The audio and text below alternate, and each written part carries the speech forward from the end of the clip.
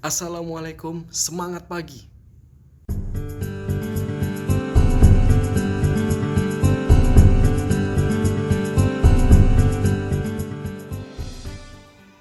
Halo untuk semuanya, sehat semua kan? Mudah-mudahan semua sehat ya.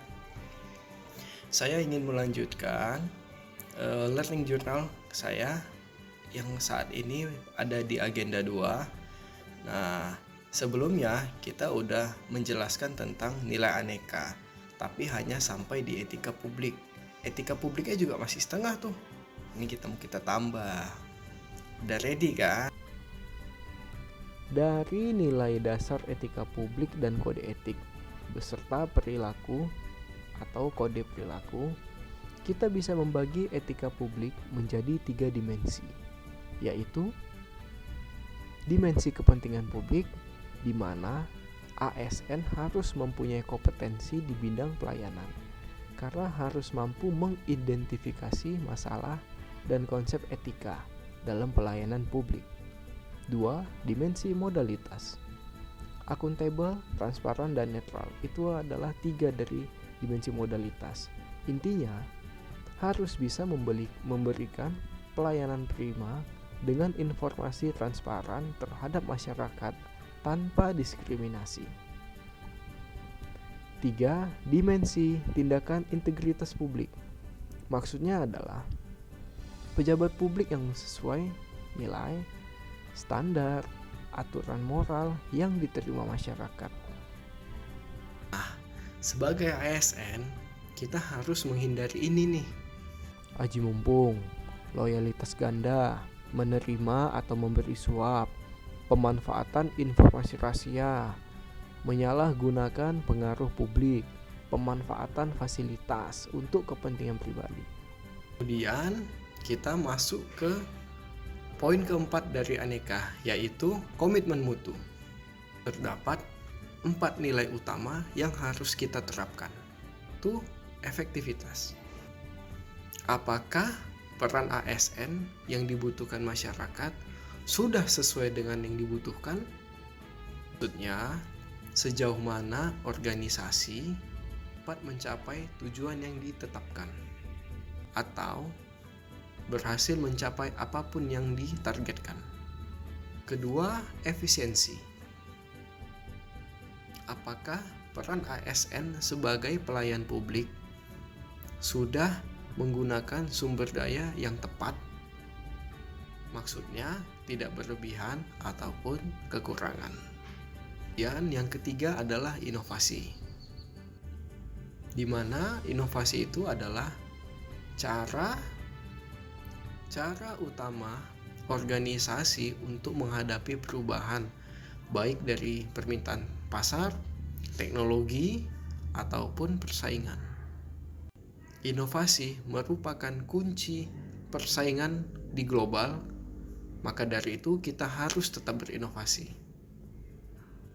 Kemudian yang terakhir, mutu. Mutu ini adalah tidak ada cacat, sempurna, dan sesuai terhadap permintaan masyarakat. Dengan kata lain, tidak mengecewakan pelanggan atau masyarakat. Bagaimana menjaga mutu pelayanan? Kita bisa lihat dari sini, harus menerapkan nilai dasar orientasi mutu terhadap pelayanan. 1. Komitmen pada kepuasan customer, cepat, tepat, ramah, melayani dengan hati, melindungi dan mengayomi, serta perbaikan berkelanjutan. Nah, yang terakhir dari aneka adalah anti korupsi. Korupsi adalah sebuah tindakan penyelewengan atau penggelapan uang negara yang dilakukan oleh organisasi ataupun sektor privat sebagai tempat orang bekerja dengan tujuan menguntungkan kekayaan pribadi.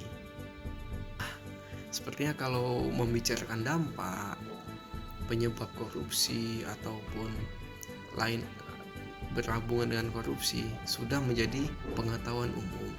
Nah, kali ini saya akan membahas bagaimana mencegah korupsi atau menjadi ASN yang anti korupsi. Sebagai ASN atau manusia, kita mempunyai nilai pribadi dan pencapaian tujuan. Tujuan yang kita maksud di sini adalah harus diperuntukkan organisasi dan kesatuan tataran bangsa. Sehingga lahir tunas integritas bahwa manusia adalah faktor kunci perubahan.